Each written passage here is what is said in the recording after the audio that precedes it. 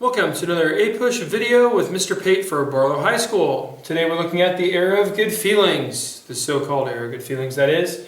The essential question we have for today is, why was Missouri so important that it caused a crisis? We hope to answer that very soon. The Missouri Compromise is a general topic, and we're going to start out with the Talmadge Amendment. Now let's get a look at the landscape a little bit. At the time of the conflict, which is going to be just in 1819, 1820, you are going to see that you have northern states that have been admitted and northern territories that are close to becoming states. You have southern states that have been admitted as states and are close to becoming states. This red dotted line is kind of showing, well, here it's showing the Ohio River, but basically it shows what's called the Mason-Dixon line, the divide between slave states and free states. And one of the things we can say is that there was an equal number in the Senate of slave states and free states. Let's keep that in mind for a minute. But Missouri is sitting right here. Now, if you just look at the geography of things, Missouri is kind of up where the northern states are, more so than it is where the southern states are. Yes, I guess it's about the same latitude as Virginia, but things were not trending that way. Okay? This whole area here is the Louisiana Territory that had been gained earlier. So what's going to happen is Missouri is a state that with a climate that at least the southern part of Missouri is favorable to slavery. It had been founded by pro-slavery people who were bringing slavery into it. But the House of Representatives, because the population of the North was larger than the South, this had already occurred and it's never going to change. It's going to be so forevermore. The northern population is more. The House of Representatives is by population, representation by population, okay? The Senate is equal because it is by states. And you had 11 states in the South and 11 states in the North. So this becomes a huge crisis. The Northerners control the House, and they pass in the House something called the Talmadge Amendment. This is unsuccessful in the Senate because of the South, which we'll talk about in just a minute. But the Talmadge Amendment basically said they were going to eventually retire slavery, so to speak. They were going to gradually emancipate. So basically, the children born at a certain point into slavery, they would be freed, and eventually, that would be the end. The older generation would die out, and that'd be the end of slavery. So a gradual emancipation of slavery, and Missouri is kind of in this in-between area. So that's what the Talmadge Amendment is. This causes people to freak out. You have Thomas Jefferson, a lifelong slaveholder. He is going to say, this starts basically giving him nightmares that the Union will fall apart. He doesn't want to see that. And you start to see Southerners freak out and go, wait a minute. They already have slavery here. How could this not be slave? The Northerners are saying, wait a minute. This isn't, no one said anything about slavery expanding into this Louisiana territory here. This is unacceptable. So it's kind of an unanticipated crisis. So essentially what's going to happen to maintain that the Talmadge Amendment is defeated in the Senate. The sectional balance in the Senate, where it's 11-11, the Talmadge Amendment fails, and ultimately both sides start freaking out, and people are saying, well, we should go to battle over this, and a crisis is developing. Henry Clay, the great compromiser, you're going to have three big compromises from Henry Clay. He is going to introduce what's called the Missouri Compromise.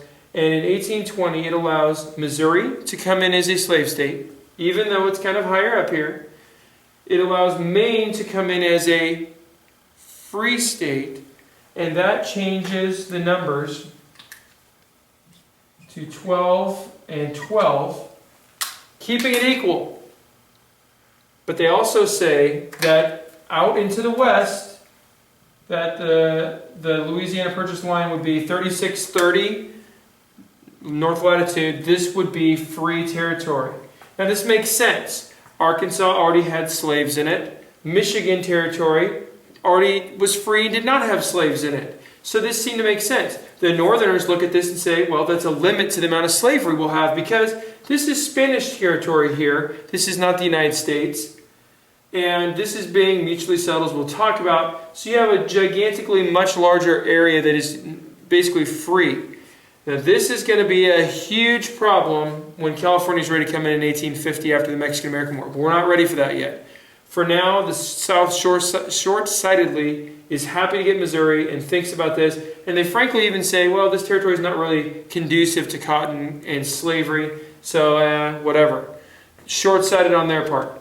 So what's going to happen is basically the Missouri Compromise does those things. Missouri is free, or slave, Maine is free, both in 1820, and then you're going to have the 3630 north latitude line. Okay? And keep that 3630 north latitude in mind when we get to the Mexican-American War. All right, now we're going to go to a bonus round talking about treaties. One thing you need to know, when we're talking treaties during the era of good feelings, we're talking about John Quincy Adams. John Quincy Adams is the boss. He is the man. John Quincy Adams is one of the great secretaries of state in U.S. history, and when you see all the things he cleans up, he solves all kinds of problems and really asserts U.S. influence in some positive ways while keeping peace. Very impressive. So the first thing is the Convention of 1818 and the simultaneous Rush-Bagot agreements. Okay, the Rush-Bagot agreement essentially demilitarizes the Great Lakes. You may remember on the last video, in the War of 1812, especially in the eastern Great Lakes, you had battles going on between the U.S. and British navies. So this is going to remove virtually all naval ships that are warships off of the Great Lakes, get them out of there. That's a positive thing. It's removing this kind of powder keg atmosphere where they might go to war again.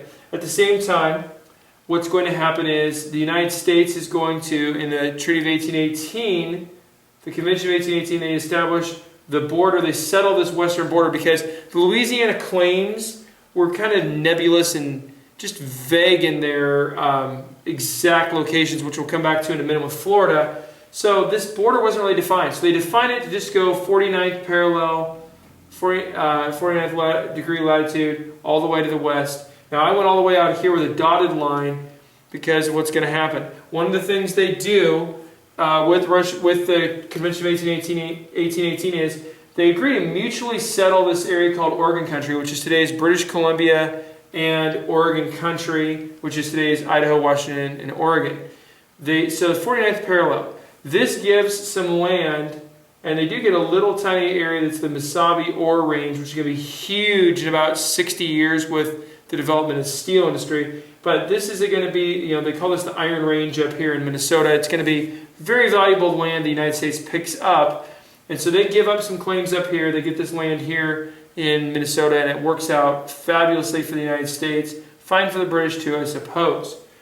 So you still have this unorganized territory here from Louisiana Purchase. That's the Convention of 1818, the Rush-Bagot Agreements. He also does the Adams-Onis Treaty, also known as the Florida Purchase Treaty or the Florida Cession. In 1819, the Florida Cession, basically after, you remember on the last podcast, or last video, hopefully you remember, Jackson attacked down into Florida. He decimated the Creeks, and basically Spain came to a recognition that they could not hold on to Florida. They also had some disputed territory here in western Florida. So this land's going to be surrendered. Basically all of it's surrendered, and largely it's in return for like what was owed to the United States for Indian attacks. The United States doesn't really have to give up too much to Spain, other than they're going to agree to some claims from western Florida that were out here. They give up those claims into this area that is Spanish territory. So that is the Adams-Onis Treaty, which essentially gives Florida. The Webster-Ashburton Treaty. This is going to be with the Aroostook War. You have an undefined border up here in northern Maine. Again, another border cleanup is going to happen. And the United States, they've got like incredibly valuable lumber territory. You have lumberjacks from both sides almost start this big war. And they're going to settle it. So the United States adds the tip of Maine, gives up some territory up here. And once again, they settle something with the British that helps them out. In terms of just maintaining peace and just, the U.S. is starting to move to where they're not going to have major conflicts with the British anymore. And John Quincy Adams is going to be instrumental in that. And then the last thing we have, of course, is the Monroe Doctrine. The Monroe Doctrine is going to be the United States asserting that the era of new colonization, like adding new colonies, is over in the Western Hemisphere. It's a bold statement for a weak country. Why does it hold up? Because the British supported it. Why would, you might say, the British and the U.S. have just been fighting the War of 1812. Why would they support the Monroe Doctrine? Well, essentially they're going to support it because Russia up here in Alaska was trying to make claims all the way down to California. They wanted Russia to be out. So they're saying, nope, Russia, you can't be in the Oregon country. That's off limits to you. They also didn't want other countries like Spain trying to reclaim their colonies in Latin America. And you might say, well, didn't the British have any? The British hadn't lost their colonies, okay? So this is going to be Spain losing them, which opens up new trade for Britain down in South America and Central America. So they are only too happy to see this happen because it's protecting both of their interests. While it's going to be kind of ignored by the European powers who are like, where did they get off? They're just punks. They don't have any real power. They don't have any real authority or military strength.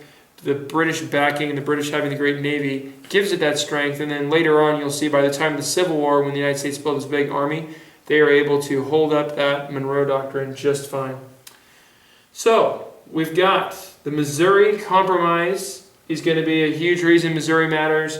We have John Quincy Adams is a stud because he gets it done in terms of cleaning up borders, adding territory, and though I guess the one thing I forgot, we had the mutual settlement and just not going to have a problem in all of Oregon country between the United States and Great Britain as a part of that Convention of 1818, another thing John Quincy Adams did, and that'll kind of last until the Mexican-American War. That's all the time we have for today. Stay classy, Sam Barlow.